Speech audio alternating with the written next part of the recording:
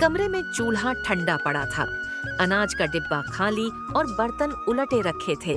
आज फिर मजदूरी नहीं मिली। 4 जगह गया, सबने कह दिया, अब शरीर में दम नहीं रहा। मैंने कहा था ठाकुर प्रताप के खेत पर चले जाते। वहां भी गया, कहते हैं बूढ़े से अब क्या काम। नीलू चुपचाप ये सब सुन रही थी। बाबा, मैं स्कूल के बाद अपना सारा काम पूरा कर लिया करूंगी। उसके बाद खेत में आपका हाथ भी बंटाया करूंगी। इससे आपकी मदद भी हो जाएगी और मुझे स्कूल जाने के लिए समय भी मिल जाया करेगा।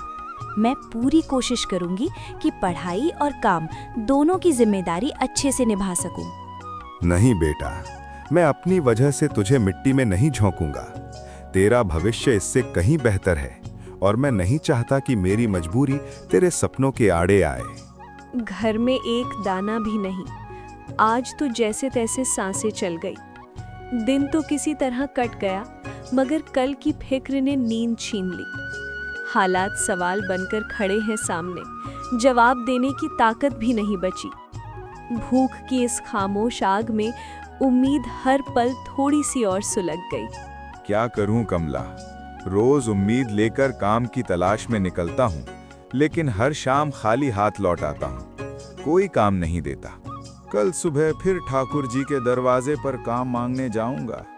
शायद इस बार कुछ काम मिल ही जाए, इसी आस पर दिन काट रहा हूं। अरे, ठाकुर जी से तो पहले ही टाल दिया गया था। उन पर भरोसा मत करना।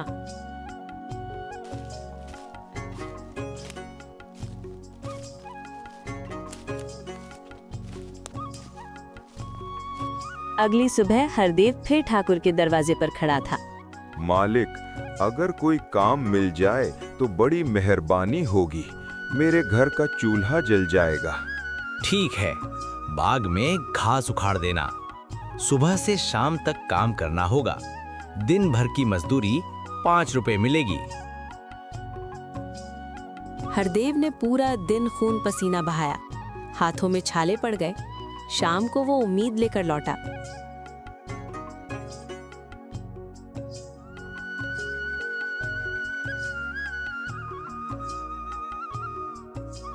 क्या हुआ जी, कोई काम मिला? हाँ, ठाकुर जी के बाग में काम मिल गया है। दिन भर की मेहनत है, लेकिन कम से कम आज घर का चूल्हा तो जल जाएगा।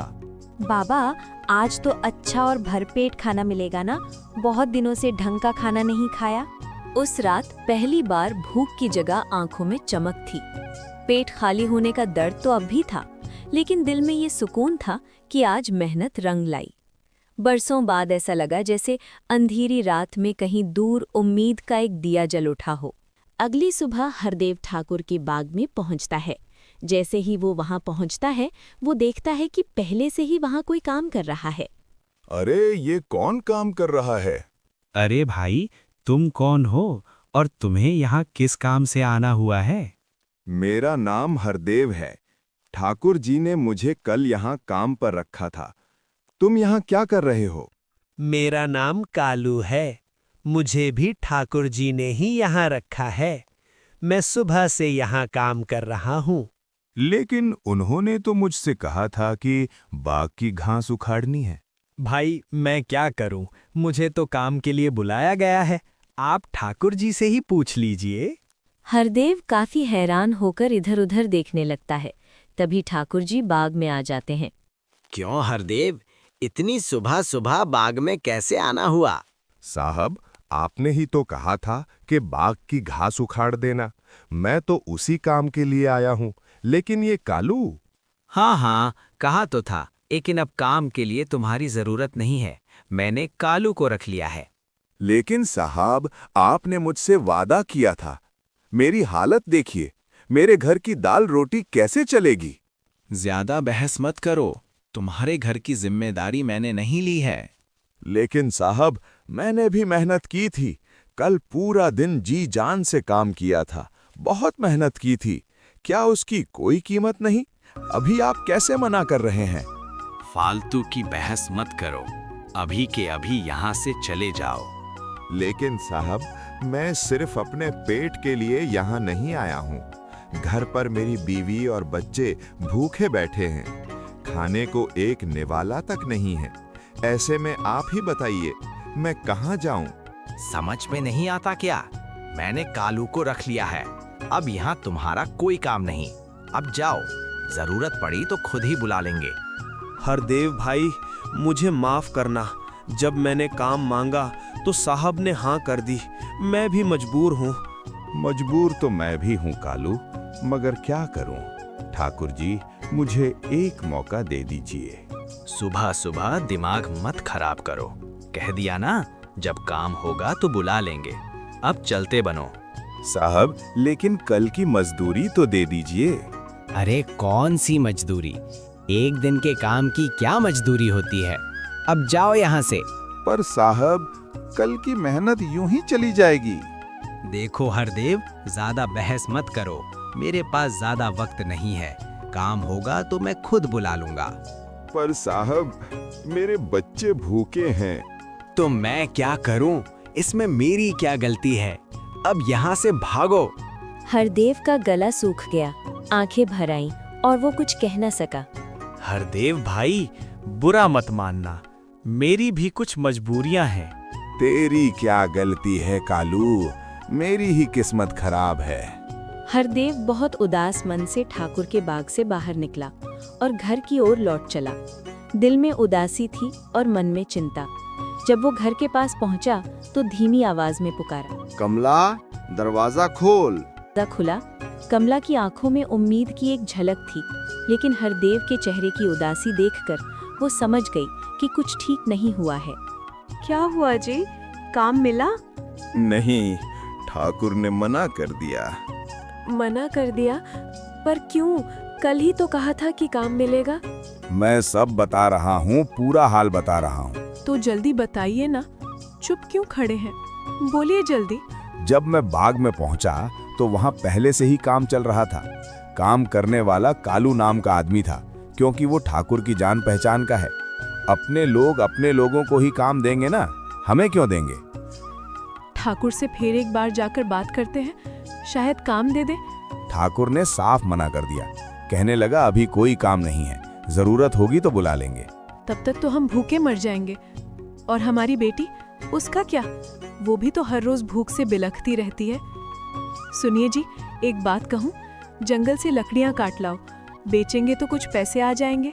कम से कम एक दिन का गुजारा तो हो ही जाएगा। अगर अब जंगल जाना भी आसान नहीं है, सुना है वहाँ जंगली जानवर घूमते रहते हैं। तो क्या हम भूखे मर जाएं? एक बार हिम्मत करके कोशिश तो करके देखिए, शायद कुछ हाथ लग जाए। हाँ, तुम सही कह रही हो, खाली बैठे रहने से कुछ नहीं होगा। इतना कहकर हरदेव जंगल की ओर चल पड़ा।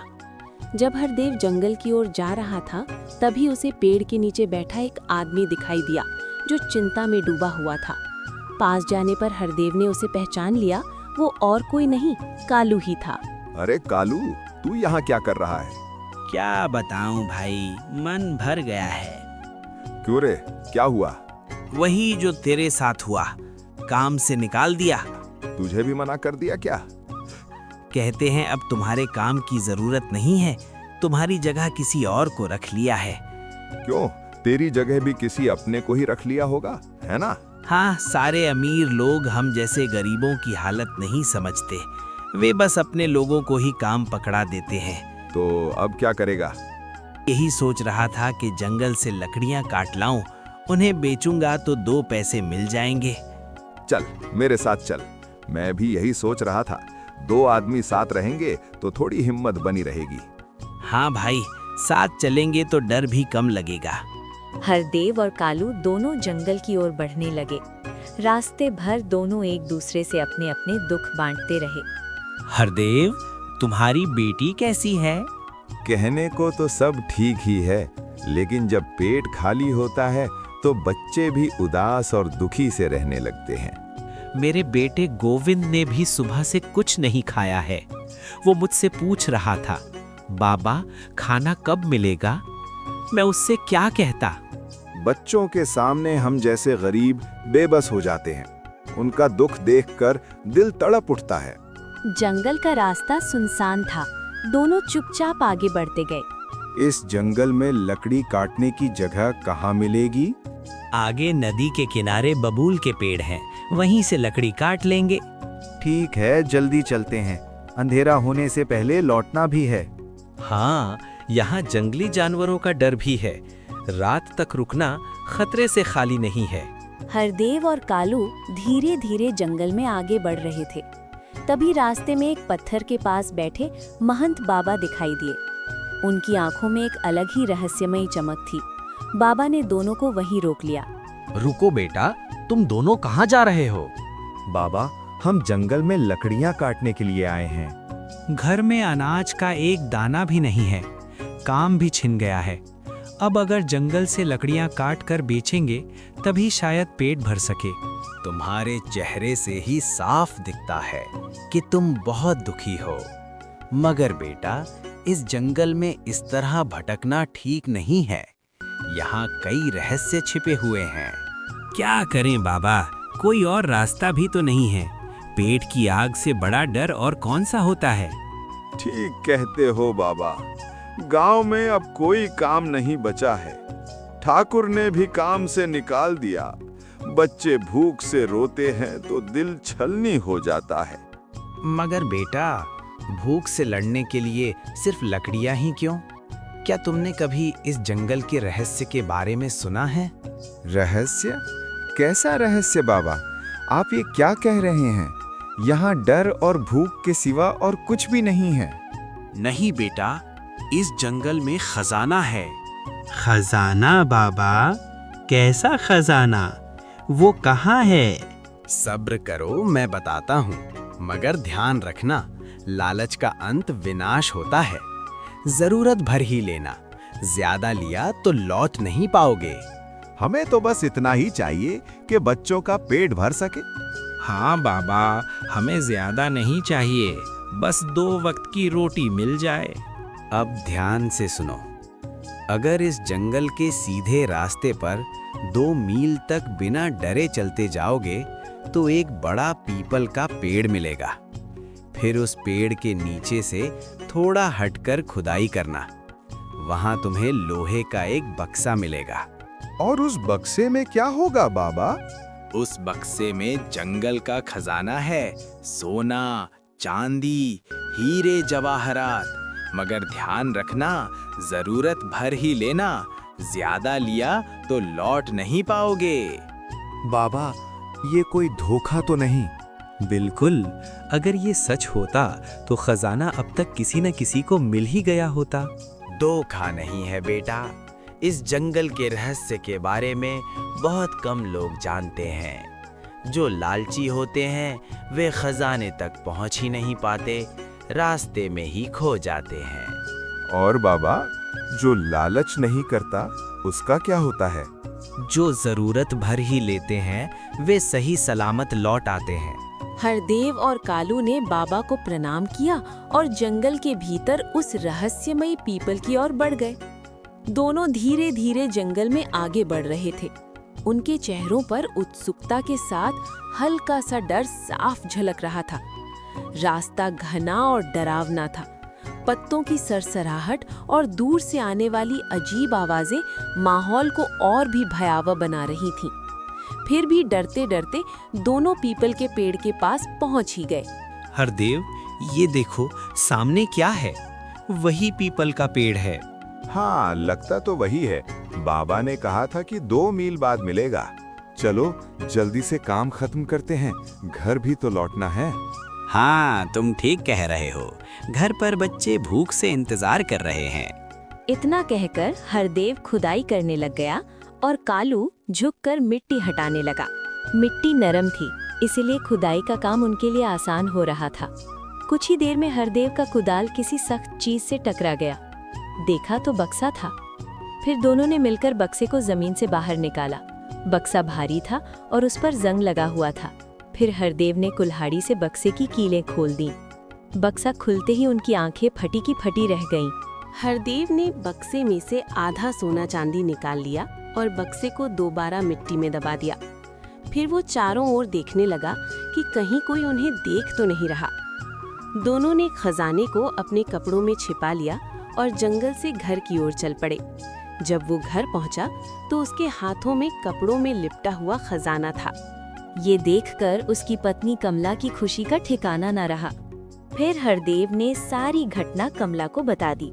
ये सुनकर कमला भी बहुत खुश हुई और दोनों संतोष के साथ रहने लगे। भूख इंसान को तोड़ सकती है, पर ईमानदारी उसे बचा लेती है। जो जरूरत में भी लालच छोड़ दे, वही सच में अमीर होता है।